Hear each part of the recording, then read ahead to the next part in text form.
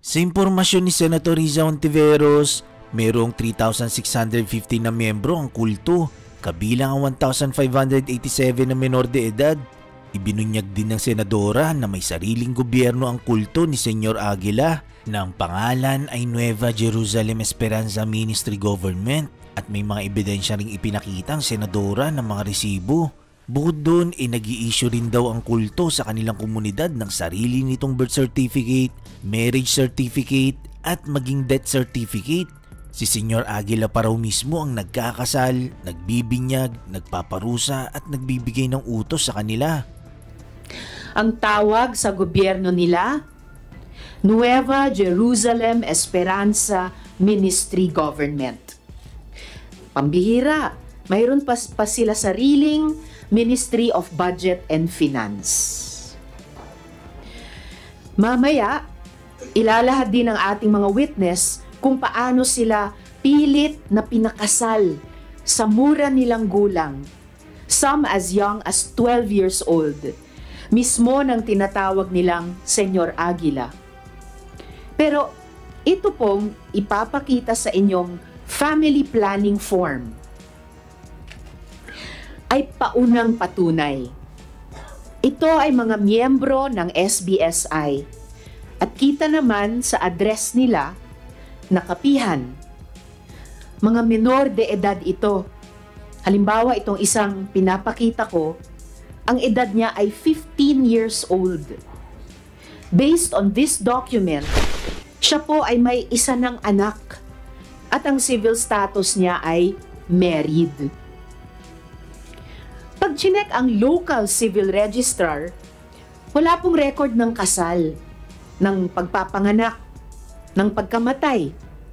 Dahil po ang Nueva Jerusalem Esperanza Ministry Government ang nag-i-issue din ng birth certificate, marriage certificate, at death certificate. Nabalitaan ko din po na puwersadong pinatigil ang mga bata sa pag-aaral at halos 30% lang ang pinayagang pumasok sa school. Sino ang mga 30% na ito? Sila ang mga nakapasok sa 4-piece program. Sayang nga naman daw ang makukuha na cash transfer dahil makakaporsyento pa ang kulto. In fairness naman sa kanila, may at least 2 lehitimong proseso ng gobyerno sila na sinasalihan. Ang pagkuha ng ayuda at ang pagboto sa local at national na eleksyon. Sayang nga naman ang command vote. Kakaiba din talaga ang karisma ni J. Renz Kilario o ang tinatawag na Senyor Aguila. Ayon sa ating mga witnesses, siya ay nagkakasal, nagbibinyag, nagpaparusa, nagbibigay ng atas sa araw-araw. Tama naman siya sa mga media interviews. Hindi siya ang Diyos. Siya ang reincarnation ni Santo Niño. Siya ang Ginoo. Sus Ginoo. Why is this important to lay down, Mr. Chair? Because the cult is the vehicle they use to perpetrate the multiple abuses on the children of SBSI. The cult is the cover to avoid scrutiny. The cult is what they use to provide impunity to its leaders. The cult is what forces community members to look the other way even when abuse and exploitation happen right in front of their eyes. Sabi nga sa isang pelikula, if it takes a village to raise a child, it also takes a village to abuse one. Alam niyo po, ako po ay community organizer dati at suportado ko ang mga lehitimong people's organizations at ang right to organize. But when organizations are used to abuse children, when they are used to avoid the laws of the land, we need to take action.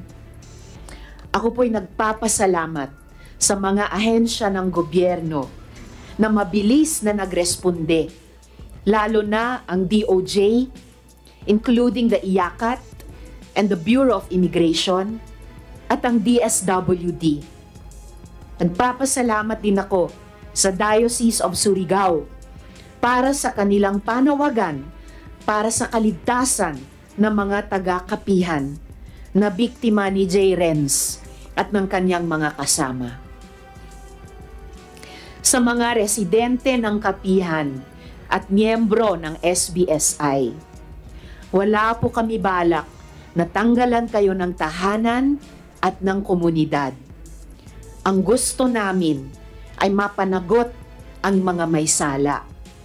At pag managot ang may sala, mapoprotektahan ang inyong mga anak. Mababalik sila sa pag-aaral at buong-buo ang inyong mga assistants mula sa gobyerno. Nagpayaman ang mga may sala habang kayo ay naghirap.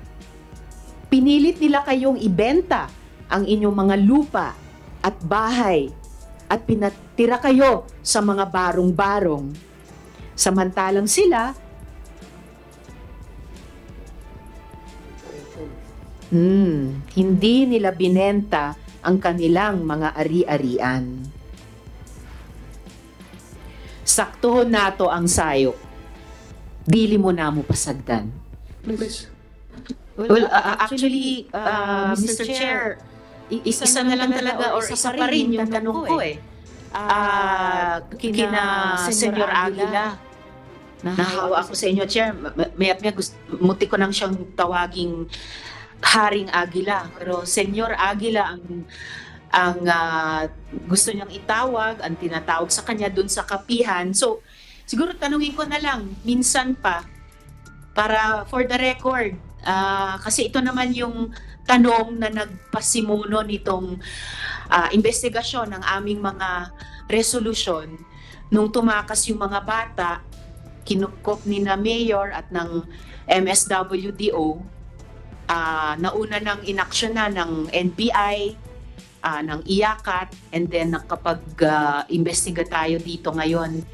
So Mr. Chair, itatanong ko ulit, itatanong ko kina J. Renz Kilario, Mamerto Galanida, ganon din kay Janet Ahok, at kay Karen